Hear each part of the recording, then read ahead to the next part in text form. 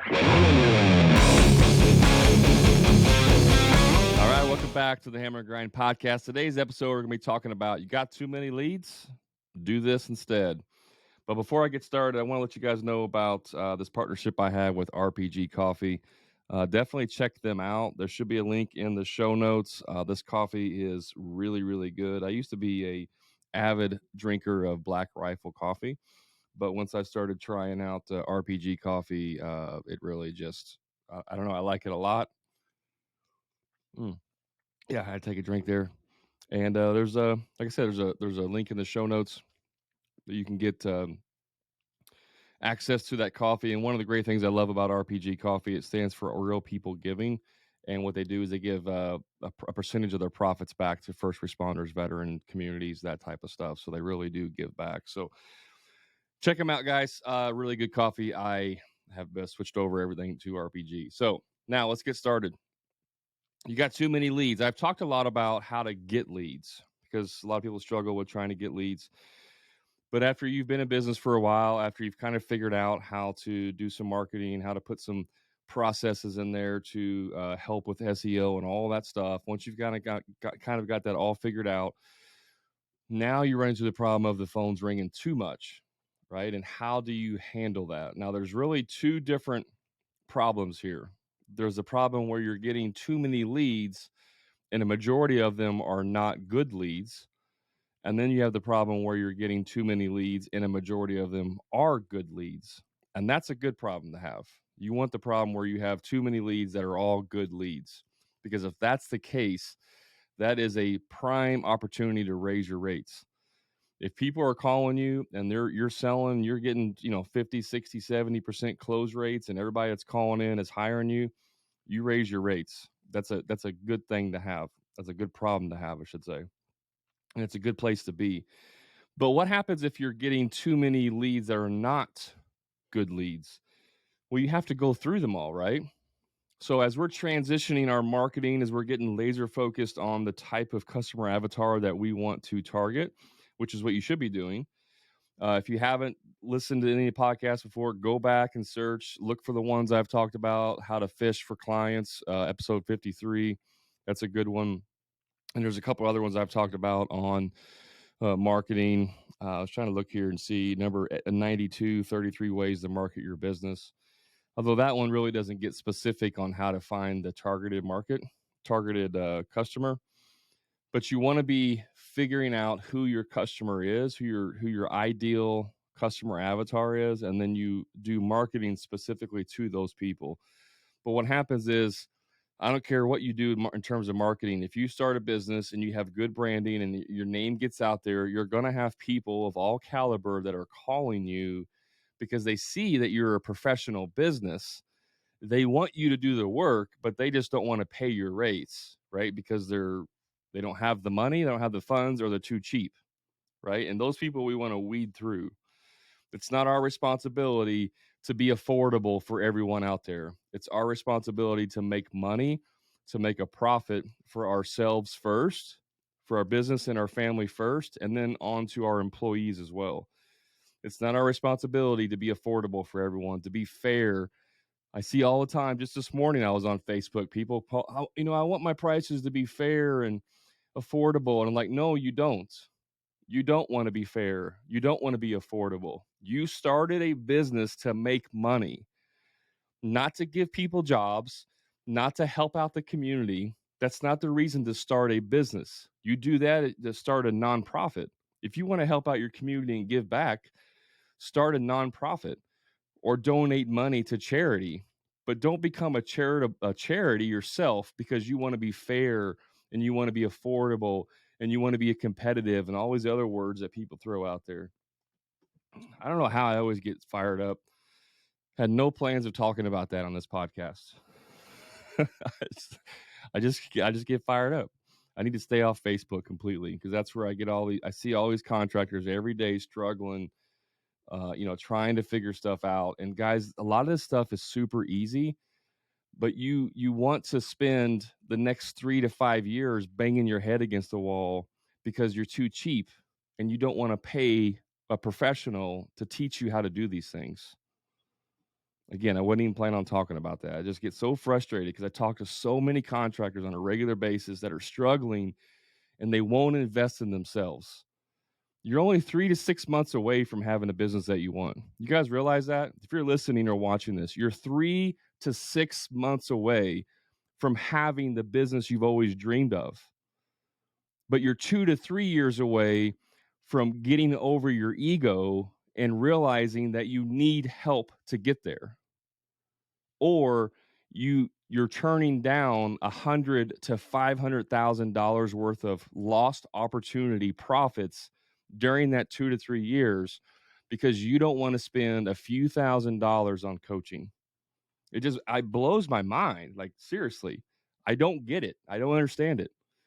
I've spent almost $50,000 on coaching myself in the last 2 years, and I plan to spend another $50 to $100,000 on coaching because that's the shortest way to success. You guys listen to these podcasts, and I appreciate the audience. I get people messaging me all the time and say, "Hey, listen to your podcast. I took your advice, and now my business is doing well. I'm making more money." That's awesome. Like, that's what I want. Is these podcasts are to get people that take action, to take the proper action, and then have success with it. But the ones that listen to this podcast and then don't take action and then message me about they can't figure it out, it's because you're not interested in getting better. You're simply interested in staying status quo. I don't even know how we got here, guys. I apologize. Let me take another drink of my coffee. I don't even know how we got on this tangent. Like, literally this was not even on the topics. It wasn't even on my mind. I just get so fired up because I see so many good contractors going out of business, failing, struggling, that it just blows my mind. Like, I just don't understand it at all. I don't get it. Somebody please tell me, like, message me, let me know why you like being stuck in your business. Tell me the reasoning behind why you enjoy it. I want to find out. Back to leads. You can't see me if you're listening, but I'm like shaking my head. I'm just so I can't even fathom it. Back to leads. You got too many bad leads. If you got too many bad leads, you need to get targeted marketing. You need to figure out who your avatar is, get laser specific and go after those people, right? But here's what you can do, especially if you're a smaller, maybe you're still on the tools, maybe you have 2 or 3 employees and you are the lead man, maybe you're the project manager, maybe you're off the tools, I don't know your situation. But not everybody has sales teams. It's easy for these so-called gurus out there that want to take you from 6 figures to 27 figures in 6 months. And what they do is they just hire sales teams and they subcontract everything. And they just want you to become this big general contractor, which there's nothing wrong with that. I'm not saying there's anything wrong with growing a business that way, but that is not realistic for most contractors. Most contractors are lifestyle contractors who are smaller, who just want to make a good living, want to make $100,000-$200,000 a year of take home, have a business that they can create, build houses and make things and remodel and be proud of it. And they want to have a business that works, right? And that is, most of the time they don't have salesmen. Some companies may have one salesman or whatever, that's fine. But most of my audience that I know they're doing their own sales. And so when you have too many leads coming in, it can be overwhelming because now you're trying to do everything else and handle the number of leads that are coming in. And I know this firsthand because we were averaging 600 plus leads a year. We were doing between 200 and 300 jobs a year towards the end. And it's a lot. And I did that with four employees and one office person. So there's only 6 of us total. And I was doing all the sales as well as the project management. So I understand like what busy is. And that's part of the reason why I came about this, creating this program was based on my own experiences and what I had to do to be able to figure out how to quickly triage people and see if they're qualified or not. So regardless of which situation you're in, whether you're getting a lot of quality leads or a lot of bad leads, but you're getting too many leads, the simple answer is you put more friction in the sales process. So, what does that mean exactly? Well, if you, like, say right now, you answer the phone, like every time someone calls, you're answering the phone. Maybe you don't even have a form on your website. I don't know. You should absolutely have a form on your website. But what I did in my business was I would, if I had to be out in the field, if I was meeting with a customer, if I was, doing sales calls, whatever, I can't always answer the phone. So my voicemail message simply said, basically, it was like, thank you for calling. Fortunately, we're not able to help you. I don't remember exactly how I said it, but it might have been like, we may be helping another customer, something to the effect of we're helping someone else. If you would like quicker service, you can visit us online and fill out a work request. So I'm selling it as a quicker way to get in touch is to go to the website because I want to filter people through my website. My website does all the selling for me. It does the filtering, the talking, all of that for me. And so if somebody's calling me who's cheap, doesn't want to pay my rates, I still have to talk to that person, right? And it may only be a 5-minute call, but it's still one more call I have to do every single day. But if I can filter them to my website and put them through my funnel there, it's going to self eliminate. Because if, like, on my form, because I was getting too many leads, it was a very long form. It was like, I don't even remember, like 10, it was like 10 or 12 uh, blanks you had to fill in: your name, your address, your phone number, your email. Do you get texts? How did you find out about us? What is your time frame for getting this work done? Give us a basic description of the work you want done. Upload pictures, like all of these things, and those were all required, except the pictures weren't required. But I had all of these more questions that I would ask. How did you find out about us? And they were all required. And so if someone wasn't willing to fill out that form, they've essentially pre-qualified themselves as a good lead because they're impatient. Now, will you lose good leads and good people because of that? Yes, you will. But again, remember, we're getting too many leads, right? So it's okay if we're losing a few good leads as long as we're keeping the pipeline full. The more friction you put between you and the customer, the more it's going to weed out these people. There's some other options that we'll get into here, but like with the form, the last year, 2021, well, the last full year I was in business, we had over 600 and something people visited the landing page where my form is on my website because I can track this stuff. So I had over 600 people went to that website, meaning they went to the form. Whether they were going to fill it out or not, I don't know. But I only had about less than 300 people actually filled it out.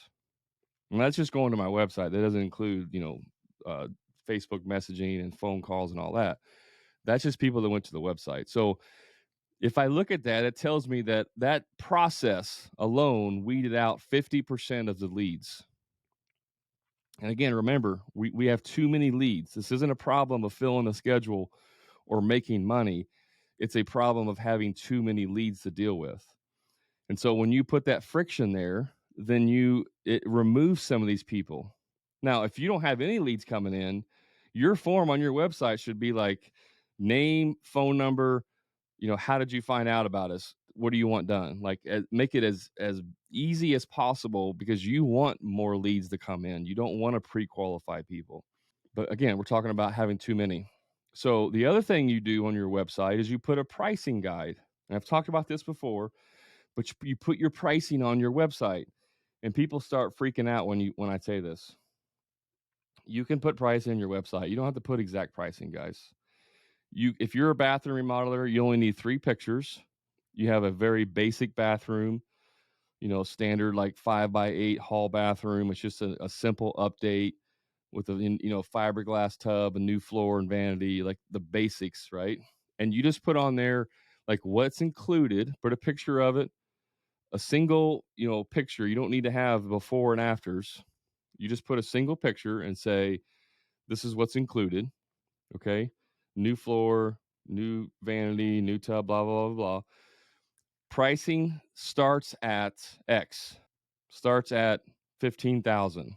Whatever your pricing is, starts at 12,000 based on that package. And you could put some disclaimers in there, pricing, depending on different applications may apply or whatever your typical disclaimer. Pricing may vary based on your selections, blah, blah, blah. But you don't have to put on there, this exact bathroom costs $12,472.23. You can also do a range. You can do like a basic bathroom, pricing 12 to 18,000. If you want to get a little bit more dialed in on pricing, again, the more specific you are, the more qualification you will have through that process. If you don't really know your numbers 100%, maybe you're a little bit new and you don't have all that experience, just put starting at. Basic bathroom package starts at 12,000. Then you have a medium one. Medium bathroom package starts at 20,000, and then the high end starts at 30,000. Whatever your pricing is, you could have a very simple 3 option.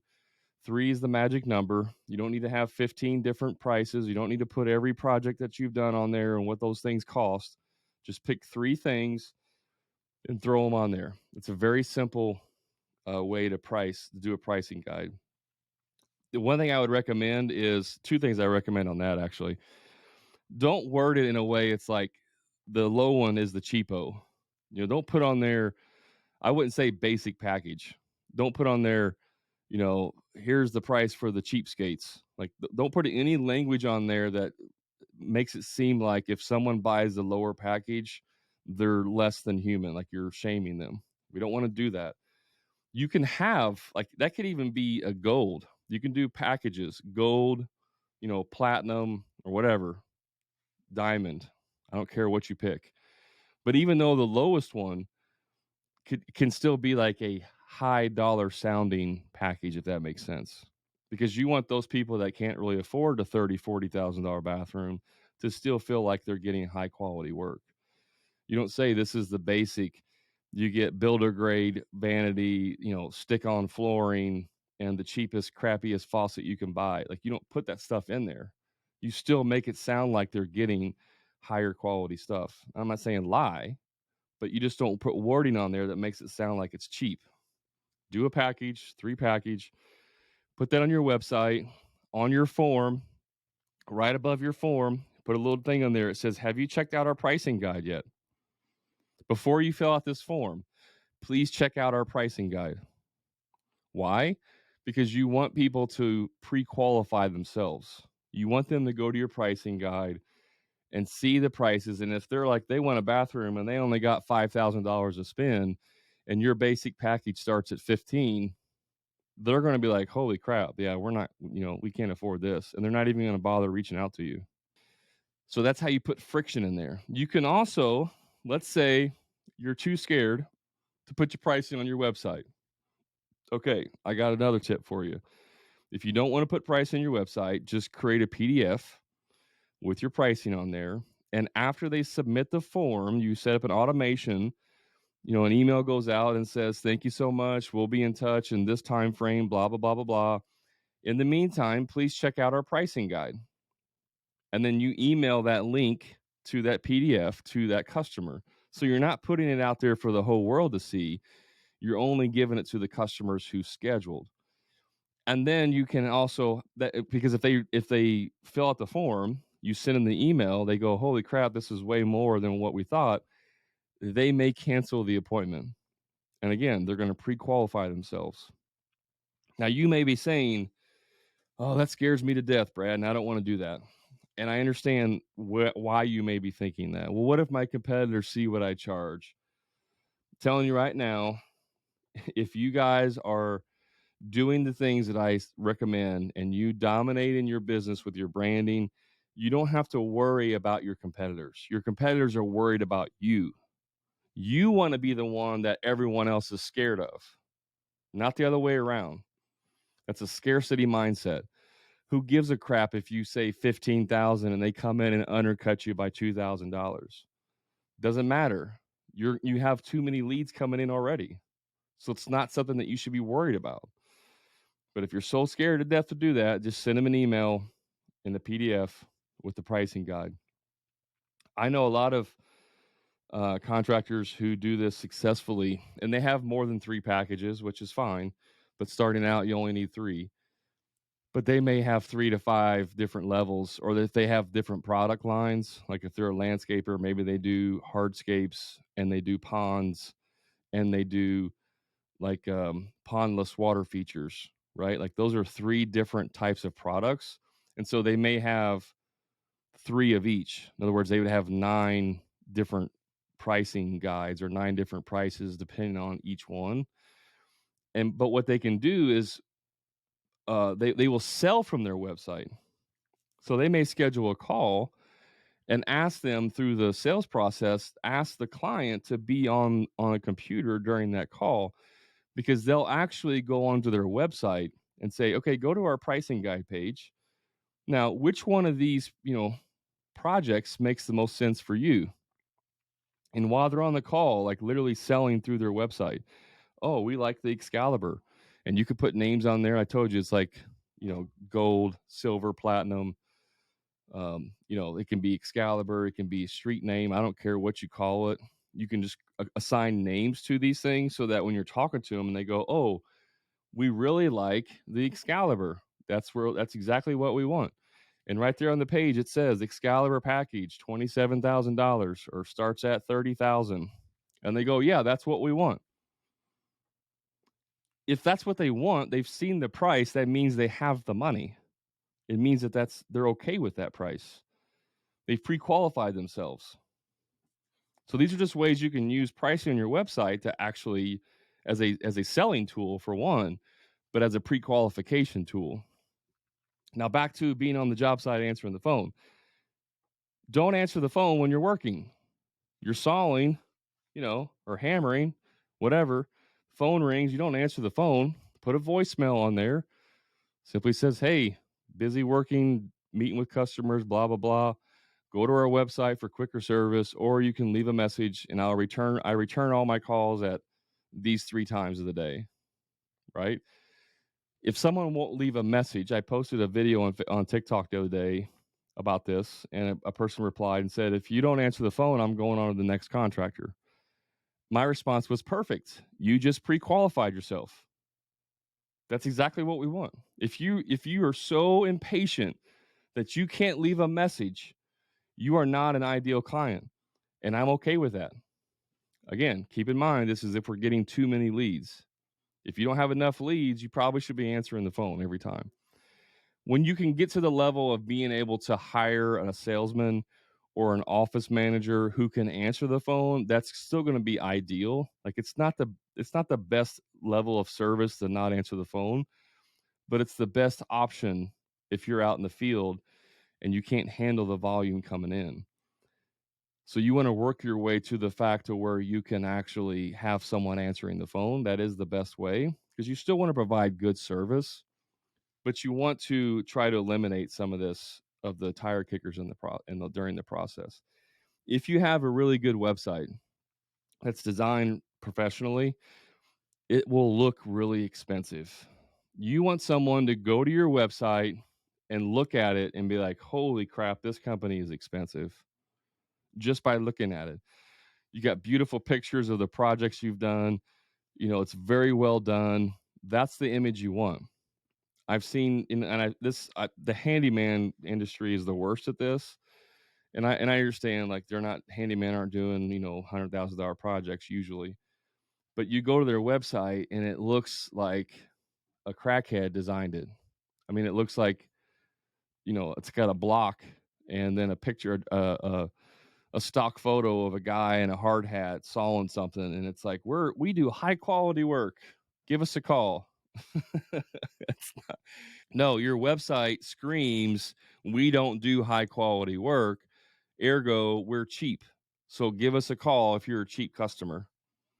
So your marketing helps to eliminate people through the process. It's the pre-qualification process. You create more friction, right? But you have higher quality marketing so that everything screams this company is expensive and I don't want to pay that much money. Because the people that are like, oh, this is high quality company, that's exactly who we want to do our job.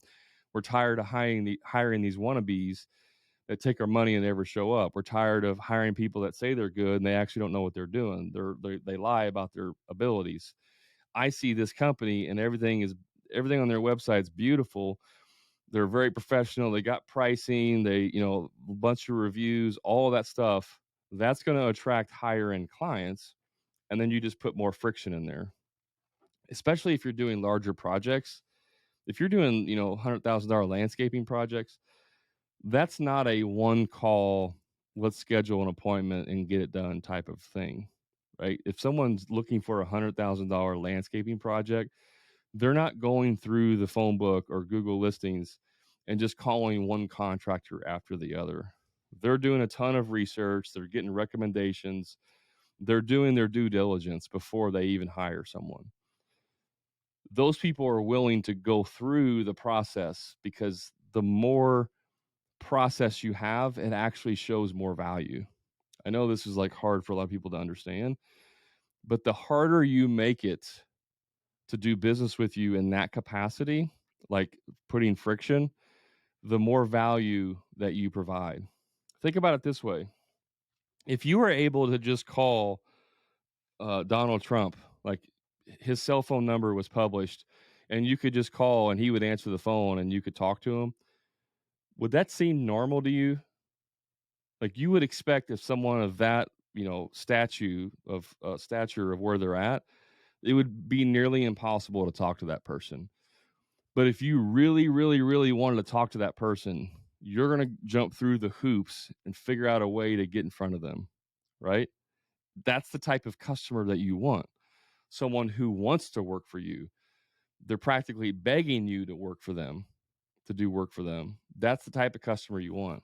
And whenever you have a bunch of people calling you, you can easily weed out the ones that are not serious by doing that, by putting more friction in their way. So yeah, and that applies to, if it's bad leads or good leads. If you notice that you start to have a drop off, you put all these things in process and in place, and then you start to have a drop off of leads, then you may want to remove some of that friction. So that's the beauty of having it in a way to where you can, it's like a system, like the pricing guide. Some people will send out a video. If you fill out a form, you'll send them a video. I've done this. As soon as they submit the form, it's a video of me. Hey, this is Brad with, my company. Thank you for reaching out. We're excited to talk to you about your project. In the meantime, please check out our pricing guide. And if you have any questions, bring them to our call on Thursday or whatever. I didn't say the day, but bring them to our call or if you have any questions, whenever we reach out, be more than happy to answer them for you. So like that's another step up of professionalism. Have a video that you send them. You can also do, if you really, really want to get a level of professionalism, you can send them a bonjoro or send them a personalized message after they fill it out. Hey, Chris, this is Brad with Hammer and Grind. Just saw that you scheduled an appointment on Thursday. Looking forward to talking to you about your project. In the meantime, check out our pricing guide and looking forward to talking to you. Basically, like a little personalized message. And there's an app called Bonjoro that does that. Makes it easy. It automates it, gets a notification. You open the app, record a 30-second video, it sends it to them. It's personalized. You see if they open it, blah, blah, blah, blah, blah. So you can put some levels of friction, levels of professionalism, going the extra step, adding more value to this process. So that's all I got on this podcast. I hope it was helpful. The key things is you need to put more friction, create a more professional website, and create a pricing guide to help eliminate these people. And if you need any help with that, reach out to me. I'd be more than happy to share with you what that looks like. And guys, I know I went off on a tangent earlier, and I truly want to help contractors. Like this is something I'm passionate about. It's why I quit my construction business. I get 10 times the amount of satisfaction seeing a contractor who was struggling and is now making, 3, 4 times more money in a short period of time than I ever got remodeling bathrooms and kitchens and all that stuff. Those things last for about an hour. "Oh, Brad, you're so great. This is beautiful. Thank you so much. Our bathroom looks beautiful." That lasts about an hour for me. But whenever I take a contractor, change their business, which affects their family and their lineage, that is fulfilling for weeks and months. I love getting those messages. And so if I can help you in your business, please reach out to me and I can share with you what that looks like. More than happy to talk to you. Until next time, guys, remember, profit is not a dirty word.